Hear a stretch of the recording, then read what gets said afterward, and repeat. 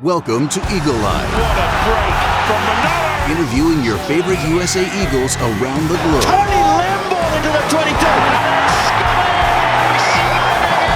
Now, here's your host, Bill Baker.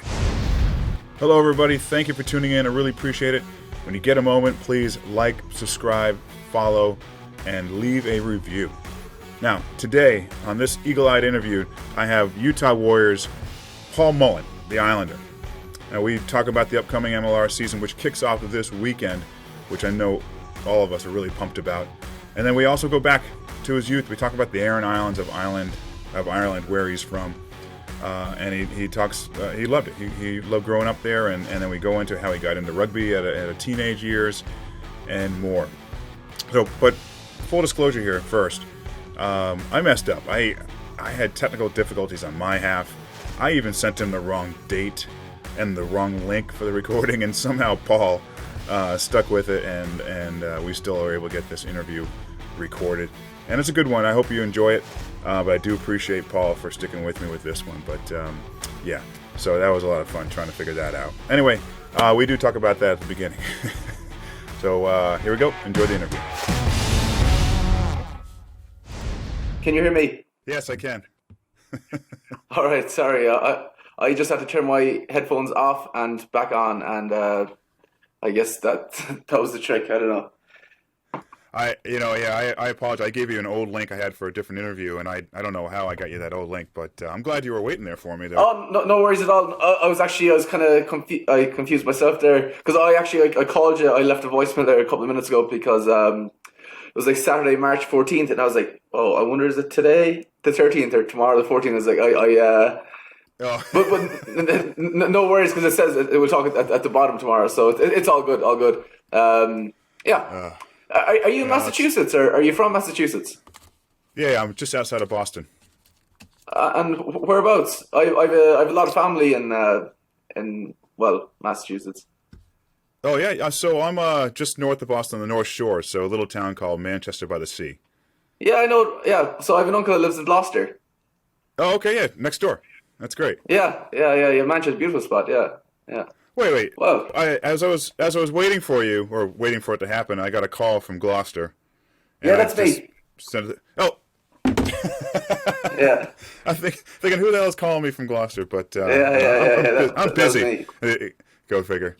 Oh man, so how are you? Yeah, good.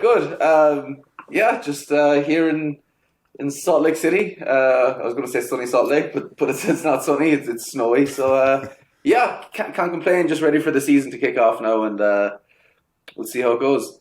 I know it's beautiful out there in Utah, and of course the Boston area.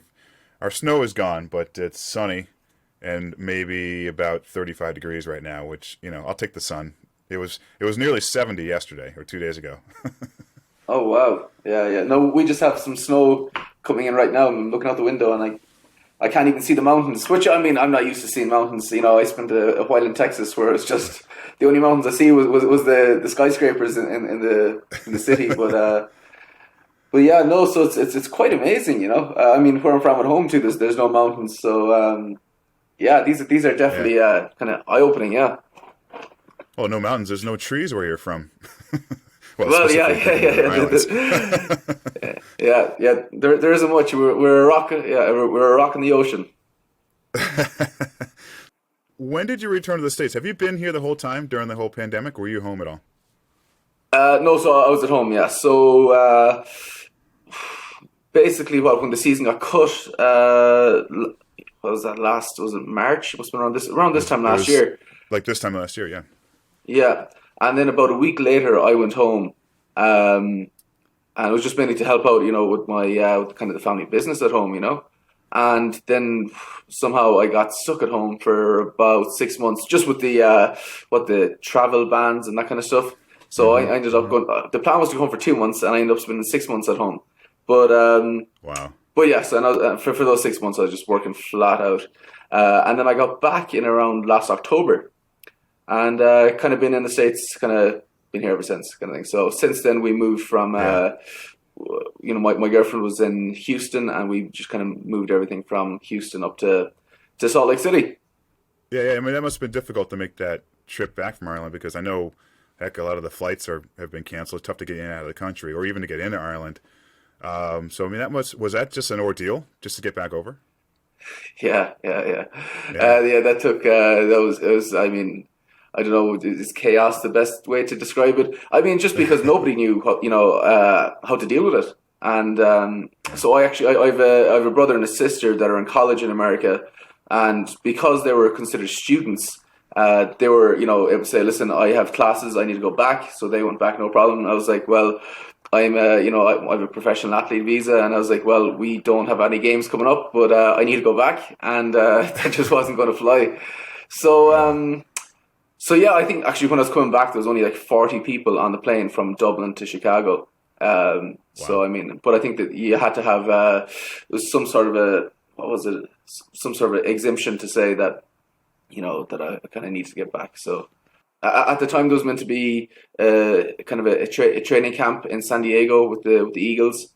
However, that got cancelled. COVID. I'm assuming it's due to COVID. Yeah. I was kind of hoping that maybe they might drop me up. I might kind of be able to wiggle my way into first class, but no, there wasn't a chance of that. Yeah, well, you did pull out the professional athlete card, right? Do you know who I am? No. I mean, you're going through immigration there in Dublin, and you're kind of saying, yeah, you play rugby. It's like, what? There's rugby in America? I was like, yeah. So, because I think I was probably one of the only people that wasn't a US citizen. It was actually funny, I went to Texas A&M, and there's another guy from Texas A&M that went to Texas A&M on the same plane. I was just like, what are the odds? There's 40 people on the plane. There's one other guy that went to Texas A&M here. And he actually lived in Dublin. But I think I was probably one of the only people that wasn't a US citizen on the plane. So I got pulled in for further screening or questioning or something like that. So long story short, I made it back to the States. Yeah. Paul, I want to know, so I've seen the videos, the stories, read the stories about you growing up in the Aran Islands. But I want to know a little more about the islands from you, if you don't mind. Which one did you grow up on? It was Inishmore? Which island did you grow up on? Yeah, so the Aran Islands is kind of the three islands: Inishmore, Inishmaan, and Inishir. Inishmore being the largest, and that's the one I'm from. Yeah. And so you said when you were back home for a good 6 months, whatever, you did the family business. What was that? Yeah, so my mom has a grocery store on the island. It's the only one on the island. So helped her there a bit, and then my dad has a bike rental. So when you want to go exploring the island. It's a popular tourist spot, so in the summer a lot of people, go cycling, and I was just working there. And then, I suppose if I wasn't kept busy, then I was kind of kept super busy. There's glamping on the island, and I was kind of, if you will, security there a few nights a week, which was interesting to say the least, There was a lot of, Ireland was in a lockdown for a long time, and then you have all these guys that, you can't go to, usually they might go to Spain. But now, because the lockdown's lifted and they can't go internationally, they're forced to stay within the country. And they've just all this energy and, I suppose money kind of saved up, because you couldn't spend it. And man, they had a great time because there'd be some nights there, there'd be people kind of out, on the beach, just, staying up till all hours. And my job was trying to keep them quiet, and it definitely wasn't easy. But it was great just to, people were having so much fun. It was kind of nice to see, because for a few months before that, the island was islanders only on the island. If you ran into me in a pub in, say, Galway, and as this American tourist, and I say, oh, hey, you're from the islands, I'm going there now, what should I see? What should I do?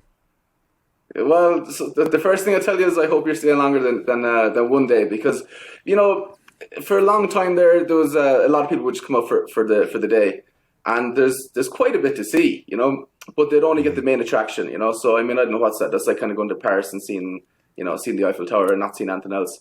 So when you come out there, Dunaingus will be the main attraction, which is an ancient fort on the side of a cliff. So the cliff is about 300 feet, and you have this kind of 2000 BC kind of fort there up there. So that'd be the main attraction. But recently, what's also really popular is about 5 years ago, Red Bull. I don't know if you've ever heard of Red Bull cliff diving, but they came out of the island, and you have this naturally shaped swimming pool, I suppose you could say. It's this big rectangle that's naturally carved out of the rock, and they done the Red Bull cliff diving out there. And since they done that, hundreds of people are coming out there. It's like, listen, where is the wormhole? I want to go there and jump in. I was like, Wow. well, it's actually quite Wow. big. And it's, it can be very wild. Well, definitely cold, yeah. And people are over there and they see it, they say, oh yeah, Red Bull, Red Bull done it. These guys are professional divers. If they can do it, I can do it. And unfortunately, a lot of people actually get hurt doing it. But it's amazing to see, and a lot of people, it's really cool. It's almost a perfectly, rectangle, just swimming pool, just carved in the rock. But so you'd see that there's loads of different kind of small churches, and there's a lot of history on the island for such a small place. Yeah. There's a lot of history. But my kind of number one thing would be just to go out there and stay the night, because you're not going to see the whole lot in one day. And then once the last ferry leaves, I think that's the best time on the island, because that's when you get the real kind of vibe. Because when the first ferry comes, it's just, you have an influx of tourists and a bit of chaos. It's like, I want to go see the fort, I want to go see the wormhole, and I need to get back before such and such a time. But once the last ferry leaves, everybody kind of goes into, I wouldn't say relaxation mode, but that's kind of what it feels like. It's almost like, okay, work is over now, relax. And that's when I find it the nicest time. When I travel places, I may hit the normal touristy pubs, something like that, but I want to go off the beaten path. I want to go to the more local hangouts. That's where I would go. Like I said, after the ferry leaves, things calm down. As a local there, maybe it calms down for you also, and you can enjoy yourself. But that seems the best experience. Am I right? Being around the locals? Oh, yeah. Well, yeah, and that's why that's what I find anyway. And even from my kind of from the opposite, when I was up your way, up in Gloucester a couple of times, there's a guy up there that builds dories, and it's just like he kind of gave me the lay of the land and told me a huge amount kind of about the history and just about building dories, and I just find it fascinating. I feel like that you have the tourist thing, which you have to do a bit of the tourist thing, but it's really when you right. get the inside scoop from the locals. That's what I enjoy the most, and I suppose I like a bit of adventure and traveling as well. So I like to see as much as I can. What was it like as a kid growing up on an island for you? I know you what did you leave the island for school for schoolboy years, like 13 years old, something like that? So before that though, what was it like growing up there? Looking back now, I suppose I think it's a fantastic place to raise kids.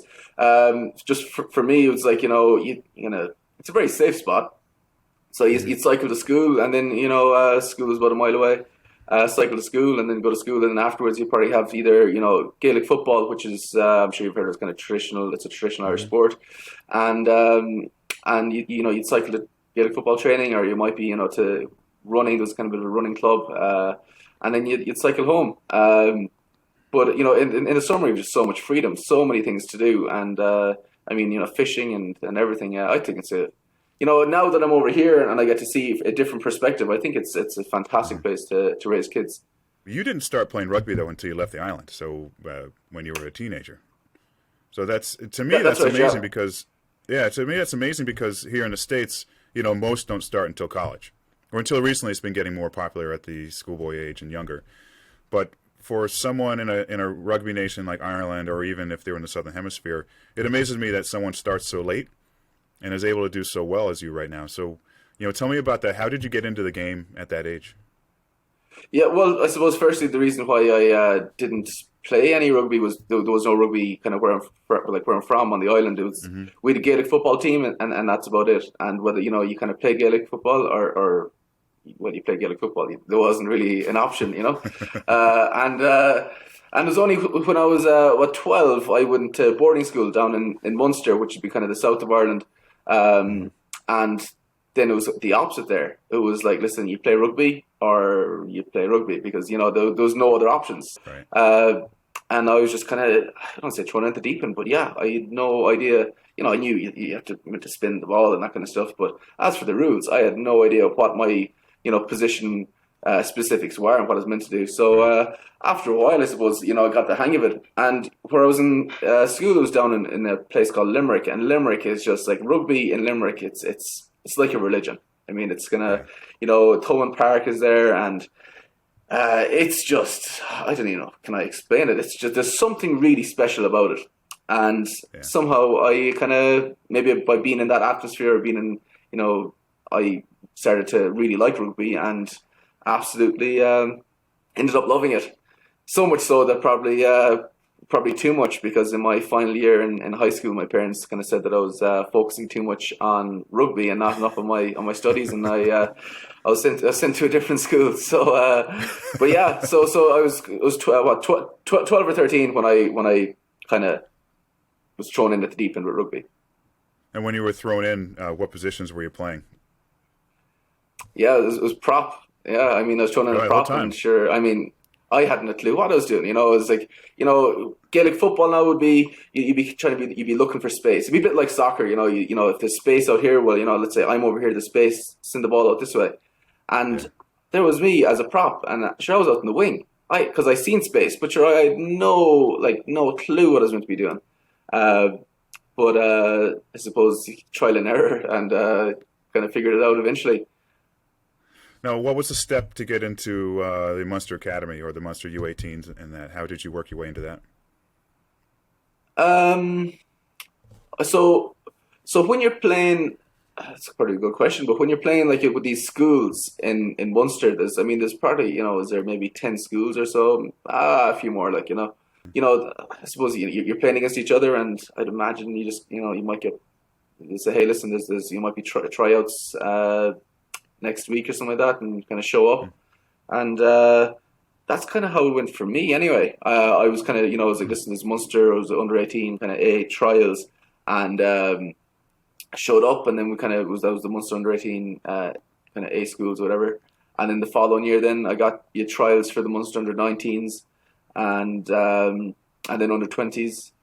Yeah, and then once the under 20s finished, I kind of hopped across the pond to America. Now, why? Why did you leave at that point? Was there ever a thought in your mind? Were you playing at a high enough level where maybe you think, you know what, I could play for Ireland? I mean, was that even a thought? I mean, I don't know how. I mean, U20 Munster still is a pretty big deal, if you ask me. But is there even a connection there between that and the Ireland national team at that point? I mean. Well, maybe I should say this. It wasn't my choice to go to America. It was, it was back to kind of what my parents kind of saying. Like, neither of them play rugby, you know. So I mean, there was no rugby where I'm from, and neither of them. Well, I wouldn't say neither of them played rugby. They didn't know much about rugby, and what they knew was just it was a contact sport, and that, you know, if you know one injury, and that could be your kind of career over with. So they were like, listen, get a degree, and if you want, then you can go back and play rugby. And which was kind of easier said than done. So I you know, being from, you know, an island surrounded by water, boats everywhere. I mean, I always wanted to go into something to do with the sea. Yeah. And so that's kind of why I ended up doing marine engineering down in Galveston, Texas. Yeah, so in A&M Galveston. So the kind of choice was, listen, you know, get a degree, and if I stayed in Ireland, you know, I definitely would have been playing rugby, and college, you know, like everything else at the time, rugby was just, it's what I wanted to do. It's what I enjoyed. So college was like, why would I do that? But anyway, you know, if I stayed in Ireland, you know, the next kind of trajectory would have been to try and get a, you know, a sub-academy or academy contract with Munster. But I think after our last game with Munster under 20s, I think it was maybe almost a month later, I was on the plane to America. Yeah. And how did you make your decision for Texas A&M? I'm assuming they have a pretty strong marine program. Yeah. So a couple of, I suppose, friends or family friends, marine engineering, you know, it was kind of typically associated with oil and gas. And if you want to look at, you know, oil and gas, well, you know, Houston is kind of, I would say, you know, it's a big energy kind of an oil hub. So you have the Gulf of Mexico right there. So that's, I suppose, you know, there's a Massachusetts Academy too. My cousin went there, or Massachusetts Maritime Academy, and there's a few in California and Maine, yeah. So, but yeah, I mean, I don't know. I mean, I went from playing, you know, then I was playing, you know, men's Division 3 rugby, which was, I had a great time. I had a fantastic time. But just it was very different to the Munster 20s. Tell that much. It's definitely a dip in skills level to the Division 3 USA club level, but no, I mean it's that had been a nice way to, you know, make your move to the States too, because as you know, you find people that play rugby and all of a sudden you have instant friends. So that must have helped with your transition. Oh, 100%. And like to this day, that's why, you know, rugby, I think, is just, it's fantastic because, you know, there was me, you know, a young lad like from Ireland, just dropped here in the middle of, you know, Galveston, Texas. Don't know anybody. The only person I do know, or the nearest people I do know, are in Boston. And and when I was back in Ireland, I was talking to some of the lads, the Munster lads. I was like saying, he's like, yeah, well, I'll be down in Texas, but I have a cousin or I have an uncle in Boston. And they're like, Paul, you understand that that's like, being kind of from, being in Ireland and having an uncle in Spain. I mean, that's like miles away. And I was like, geez, they're right. And but so it was really, rugby was fantastic because, here I am, we have kind of nothing in common. But what we do have is rugby. And straight away, you have Thanksgiving holiday, and I had friends that brought me in for Thanksgiving, brought me in for Christmas. And it's just, it's if it wasn't for rugby, who knows, I'd probably be, in the dorm or whatever it was by myself, So I think, but I think that's just for everybody, no matter what part of the world you go. If you play rugby, straight away you have something in common. Yeah, and it seems like what I've been reading a bit of your bio. You seem like a guy that can't sit still, because during this time playing club rugby, getting your master's, becoming a Texas rugby referee, are you someone that can sit still and do nothing for a little while, or no, you got to keep moving? I don't know. I suppose no. I don't like to sit still. I like to be involved in something all the time. Yeah, yeah. I suppose. Yeah, and I like to see what's around. I mean, the killer was. We went through Amarillo. I mean, which Amarillo is like, it's a 7-hour drive, or is it maybe even a 9-hour drive from Galveston. But we kind of done it in a gradual steps coming up, and we went through a place called Amarillo. But there's a canyon there at the Palo Duro Canyon, and it's absolutely incredible. And I was just almost kicking myself that I wish I had just tried to venture out a bit more in Texas by just because the only time you kind of travel in Texas would be with me was when you have a rugby game, and usually it's like, okay, we're going to San Antonio, we'll play a game and we'll head back.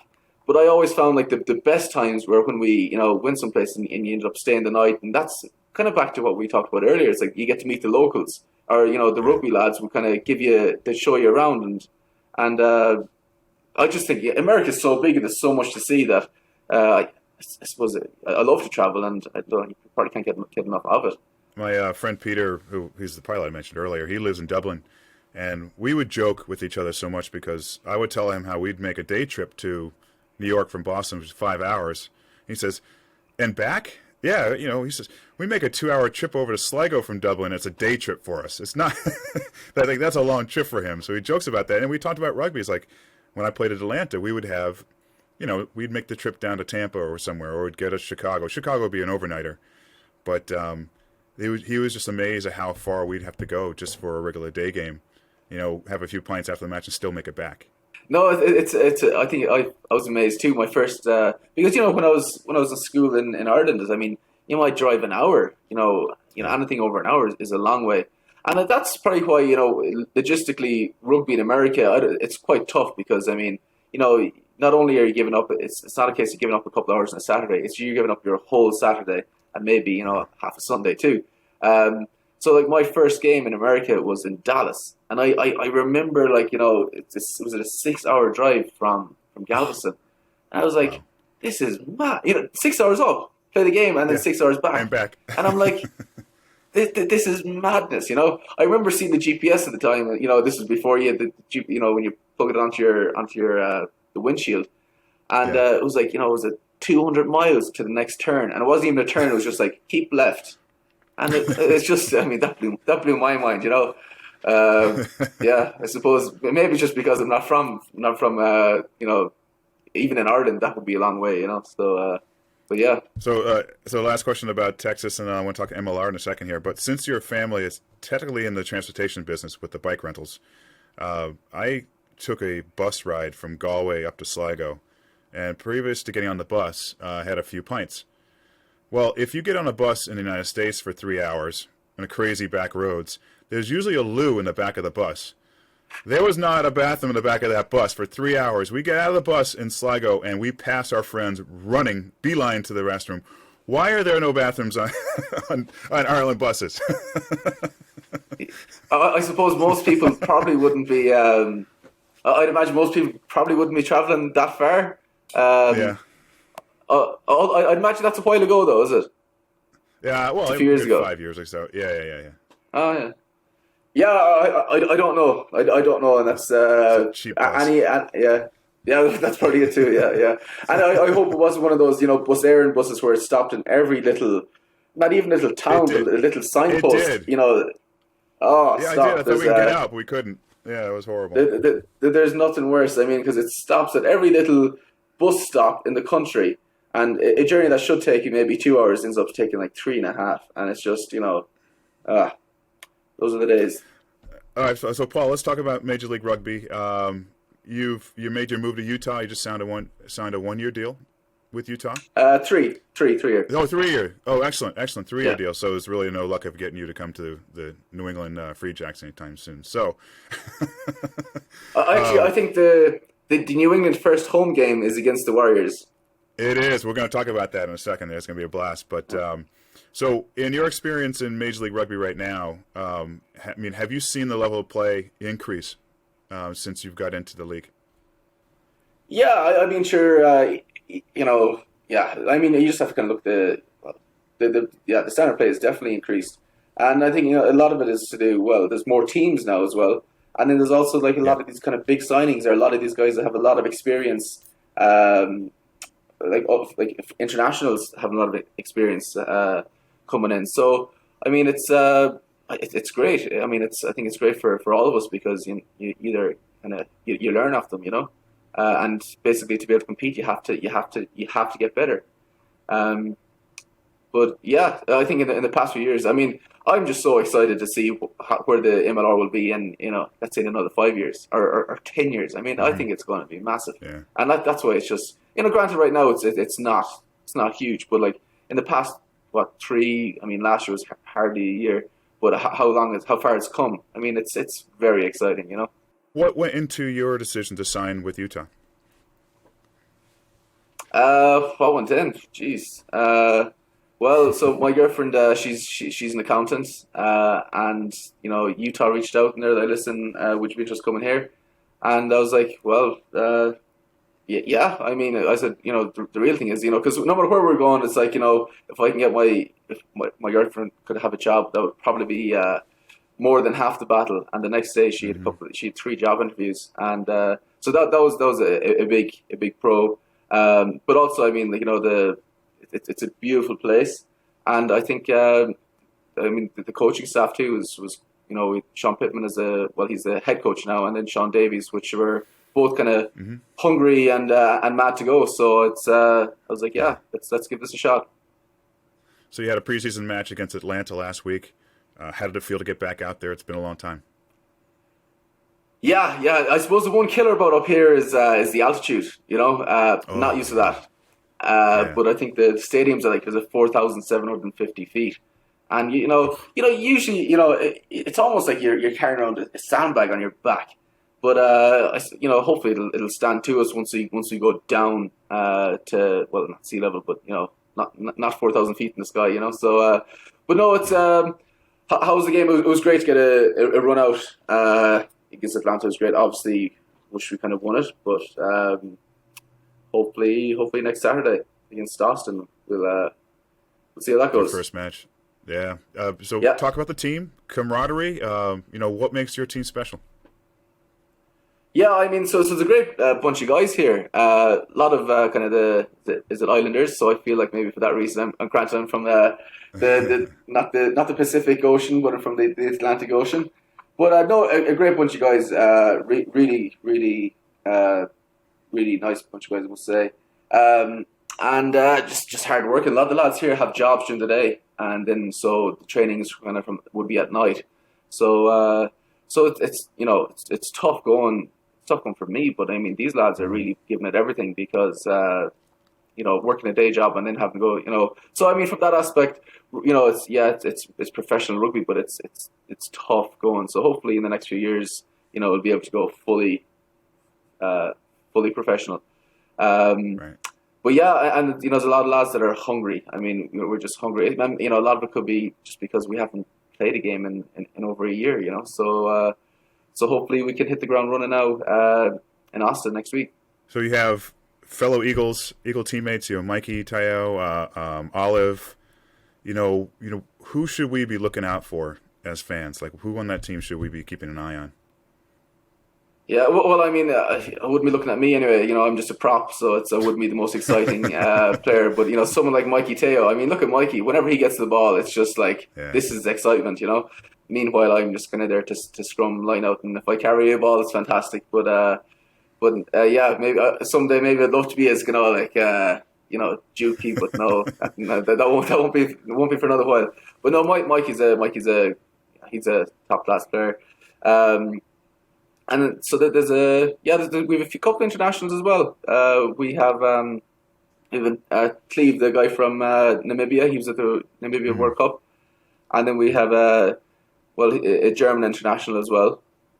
So you mentioned first game next week, and then you have your first home match. You know, in front of fans. It sounds like they announced a side by side, like 75% capacity that Utah's allowing. That's going to be exciting to play in front of some home fans. It's, again, been a year, really. You know, what's that going to mean to you and for the Utah fan base? Oh, I think it's for Utah, it'll be huge because last year they actually never had a home game. And then it got cut by COVID, kind of ruined it. So this is essentially the first home game in 2 years.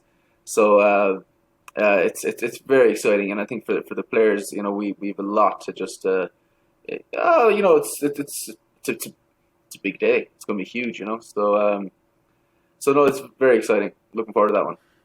Any particular teams looking forward to playing the most? I know you'll have some family up here, so when you get here April 3rd, maybe have some family come to the match.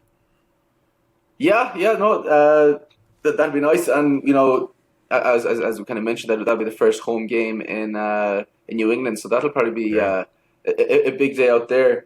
But yeah, I suppose playing against you know other teams that I played in the past. So you know, playing against the lads in San Diego and playing against Houston, that'll be interesting or exciting, you know.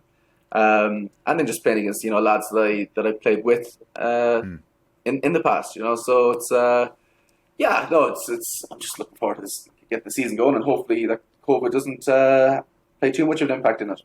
I don't know. I think it's just a great feeling, hopefully for you and other players, to be able to get on the road again, to get out there and knock the rust off your boots and just to play full-time rugby. I mean, is this something you're geeked out about, you're excited about?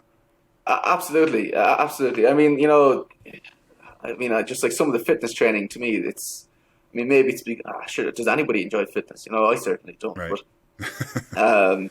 But so just to be able to play a game again, it's just like, you know, because you're doing the fitness and it's just slog, you know. That's not the part you enjoy about rugby. You enjoy, you know, the matches and the atmosphere, and you know, and that kind of stuff. So I think we're all, like, everybody from the fans and the players, and I'm sure even the referees too, are just mad, coaches especially, just to get going again because, as you said, knock the rust off, and you know, I'm sure there'll be the first couple of games, I'm sure there'll be there could be a lot of, you know, let's say balls spilled around the place, but again, it's, you know, it's the first time in a long time that guys have been playing rugby, so it's very exciting. And I just there's something about it, maybe because of COVID too, or you know, we have sports is back, you know, so so it's great. I'm really looking forward to it. Pretty much every Irishman I've become good friends with loves to sing. Is that you? Because there's a video of Marcel Brockie leading his team in a post-match win to an Adele song online right now. And I'm thinking, I mean, I don't know, bring out a limerick or two or bring out a popular song. Is that you? Do you sing?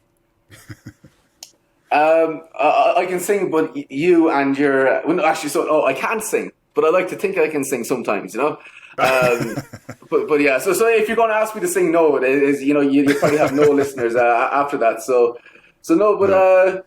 Yeah, I'd love to be able to. I'd love to be actually, you know, recently since COVID, actually, I picked up the tin whistle, and just to try and the idea was that, you know, I don't know why, to be honest, but I suppose I'd love to play the guitar. Greg McWilliams, you know, when we at the USA setup, Greg McWilliams is fantastic on the guitar, and he always just says, "Oh, it's, you know, it's really easy, you know, it's just a couple of things," and I'm like, yeah. But like, you know, it just, you know, it's not easy to me. So what I was saying is, listen, if I can teach myself 20 songs on the tin whistle, then I can, you know, maybe I've proven to myself, yeah, I could, you know, it's worth investing in a guitar. But if I can't teach myself 20 songs in a whistle, there's no point in even, you know, looking at a guitar. So that's where I'm at. Yeah. We should be able to put together some kind of band between the tin whistle, Paul Asike on guitar, McWilliams on guitar. I'm sure there's some singers in the bunch. Come on, we got this. Let's do a USA Rugby band tour. Paul Asike is an absolute. He's a fantastic singer. A fantastic singer. Yeah. So geez, no, it'll be yeah. Who knows? Who knows? We'll see what the future holds. So, Paul, what's just last thing for you? I know you're locked up for 3 years with Utah. What's the immediate future look like for you? What are you looking forward to in most? I mean, I'm sure pulling on an Eagles jersey is right up there on the top of your list. What are you looking forward to right now? Well, just getting back in the field. Getting back in the field would be number one, and just trying to just be the best I can for the Warriors. And then as you mentioned the international stuff. I mean, any opportunity to pull on the Eagles jersey is an absolute that's an honor. So. I mean, this, I'm sure you've probably seen yourself. There's been a couple of rumors there pop out in the last couple of days about what might be held over the summer. But again, it's rumors. So all I can do is be the best as I can for the Warriors, and then hopefully the rest will kind of take care of itself. So I mean, just getting back in the field now, and scrums, rucks, and mauls, and a few carries now would be absolutely delighted. A few carries and maybe a few 20-meter breaks for a prop. I mean, we love that when that happens. Yeah. All right, hey, Paul. Thanks for dialing in and joining me today. I really appreciate catching up with you. It's been an honor, to meet you like this as well. Good luck this season, and in the time to come. Thanks for having me, Bill. Appreciate it.